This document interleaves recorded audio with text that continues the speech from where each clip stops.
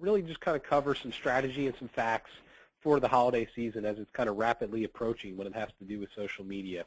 For the last I guess it's been about 2 years, my company and myself have done some pretty high-level consulting for some pretty big insurance carriers, as well as some pretty large agencies, I mean thousands of employees type size, just trying to help them with their social media strategy and whatnot. And I just want to kind of share a few concepts that certainly we talk about in the boardroom there, and just get you guys thinking on the right kind of wavelength for the next 2 weeks, because I think at the end of the day there's some results to get if you utilize social media correctly. So right off the bat, the first and most important fact is if you look at website traffic over the last 4 years, the traffic has tripled on social media. So just to keep your mind, Facebook and LinkedIn, traffic has tripled the last 4 years between 12/20 and January 2nd.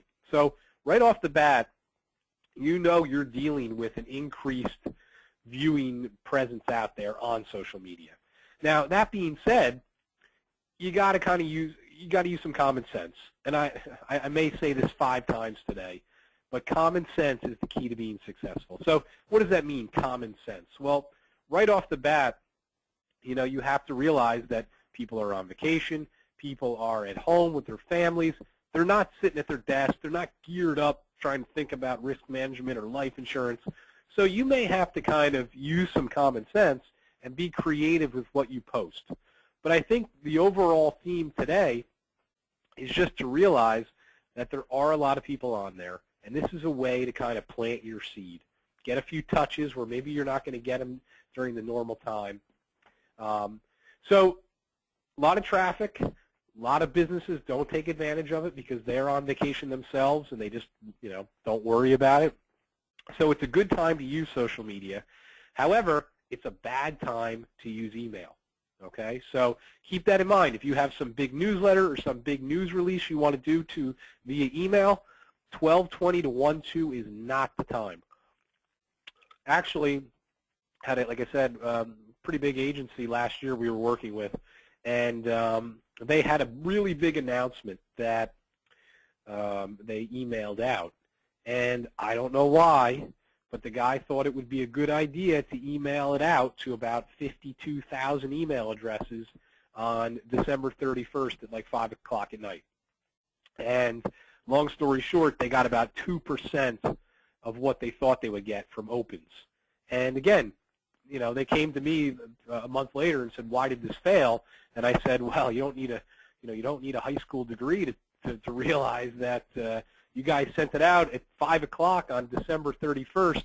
Everybody was already out for dinner or their plans or getting the babysitter or whatever. Your email was overlooked." So always use common sense. I think that's so important, and I'm going to keep iterating that. So from a posting standpoint, though, on Facebook and LinkedIn, whatever you feel most comfortable utilizing, starting probably next week, late next week, you're going to want to start to post a little earlier in the day, 6 to 8 a.m. or later in the day, like 4 to 7 o'clock. That's when I think you're going to get a higher view rate. Obviously people are much busier in the core part of the day, in the middle of the day. So you definitely want to try to utilize earlier and later. I have found personally over the last 3 years that the mornings have been really, really good. Getting a lot of views, getting a lot of traction. People wake up, they have their coffee, they're sitting around on their iPads, whatever, more likely to get views then than trying to post at 10, 11, 12, 1 o'clock in the day. I just don't see, this is, again, just during the 12/20 to 1 to January 2nd period. Again, try to be consistent. One of the things I find that separates kind of the beginners and the experts is the beginners are always over-analyzing what they post. They're worried about it. Is it good? Is it bad? Did I post it right? Did I post it at the right time? At the end of the day, social media is a marathon. And it's almost like you're going to go run the marathon and you're worried about how fast your first eighth of a mile was, right? And how many more eighths of a mile do you have? A lot. So my point is you don't think about that eighth of a mile. You just run, and you try to get your pace, and you try to be consistent. With social media, it's the same thing. Try to be creative, come up with a good post. I would say try to stay away from soliciting specific products. Over this time period, it may be better to tell a story. It may be better to not talk about insurance at all. Maybe you just, thank your clients for having a great year. Whatever.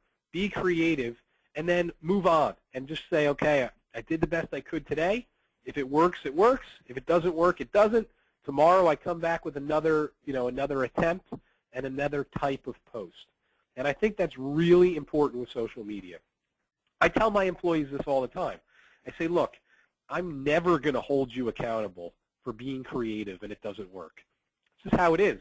Anyone who's ever gotten really good at marketing, they know it's about trial and error. That's just how marketing is. You will never be successful unless you fail a few times. Social media is the same way, and the posting is the same way. You try different things, you see what works, you see how it gets implemented, and you come back tomorrow and try to make it better. On the flip side, if you fail because you didn't use common sense, then you're accountable for both. And that's what I try to tell my employees. Be creative, but use common sense. So from social media, what does common sense mean? It means think about the actual time of day you're posting. Is the average person, just relaxed looking at the computer? Or are they doing something? Are you trying to post, 4 hours before the ball drops? Or, when a high probability of people are, watching the NFL playoffs or whatever. I mean, you have to think about, what is the percentage of viewers actually doing at this time? And that's, that's how you want to incorporate your posting strategy into it. Like I said, people don't want to think about business. They're on vacation. They're with their family. So in my opinion, you're going to do better talking about things that are occurring in your life or that are relevant to maybe your business. As we all know, insurance is about life events, and it protects us when life events occur. So you got to try to solicit people without soliciting them, and kind of plant that seed that, hey, if you're going through this specific type of event, we have solutions, we have free consultations, and next year when you're done with the holidays, you probably want to visit our website or give us a call. That's the type of, I think, strategy that is going to work best in the long term. So a few other things is when you are posting, you want to make sure that you are using graphics. I still see a lot of people not doing that. Here's an example of my my page. Constantly using just little eye-catching graphics that stand out, and most importantly, when people are looking at their news feed, I know my posts are going to get a fair shot at being viewed. So make sure you're always using graphics. Make sure that the posts are simple, they're short, and in the end, you're going to get more views. All right, guys, I appreciate your time today. My throat's kind of giving out here. I don't know how much more I can go. So I'm going to put this on YouTube. You certainly can rewatch it. But like I said, try to be consistent, use common sense, and do the best you can. Talk to everyone next week.